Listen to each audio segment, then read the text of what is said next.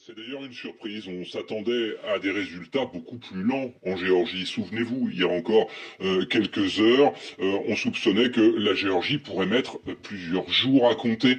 Eh bien, ça n'est pas le cas. En tout cas, pas selon les prédictions. Ce ne sont pas des chiffres totalement définitifs, encore une fois, mais encore une fois, les écarts sont beaucoup trop faibles pour que l'issue de la Géorgie puisse s'inverser.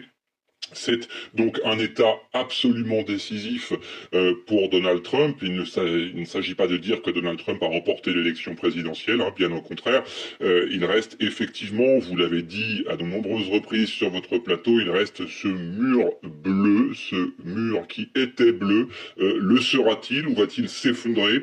Ce Wisconsin, le Michigan, la Pennsylvanie, évidemment, où on ne tarderons plus à retrouver nos équipes, mais où les tendances sont quand même favorable à Donald Trump dans ces trois États. Cela vous sera confirmé encore une fois dans les prochaines minutes par Fanny Chauvin qui est en Pennsylvanie au moment où on se parle, alors que effectivement Donald Trump se prépare à prendre la parole à Mar-a-Lago, non loin de l'endroit où se trouve Julie Dungeloff avec nos équipes.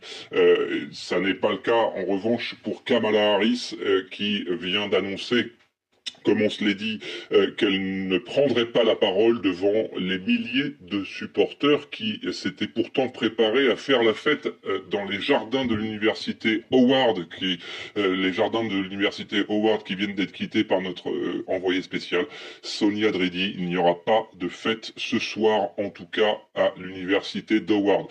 Il ne s'agit pas de vendre la peau de l'ours, certainement pas. Tout repose désormais, encore une fois, sur ces trois États absolument cruciaux pour Kamala Harris, qui n'a tout simplement plus le droit de les perdre.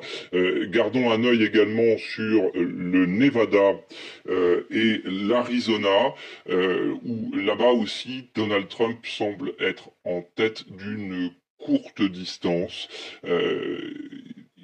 On l'a senti tout au long de cette soirée. Il y a maintenant un peu plus de 3 heures, lorsque les premiers signaux en Floride ont montré ces comtés qui habituellement tombaient dans l'escarcelle démocrate et qui ont choisi cette fois Donald Trump. Évidemment, la Caroline du Nord aussi a été une étape importante dans la progression de ce qu'il ne convient pas encore tout à fait d'appeler une vague rouge, mais ce qui en prend la